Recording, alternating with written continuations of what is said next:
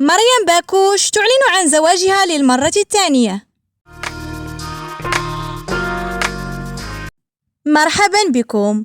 أعلنت الممثلة المغربية مريم باكوش أمس السبت عقد قرانها رسميا واستعدادها لدخول القفص الذهبي للمرة الثانية بعد تجربة زواج فاشلة.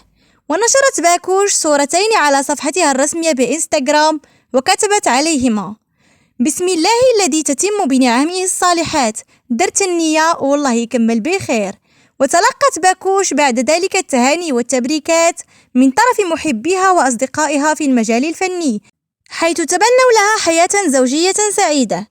شكرا على المشاهدة، لا تنسوا الإعجاب بالفيديو والاشتراك في القناة وتفعيل الجرس ليصلكم دائما الجديد. إلى اللقاء.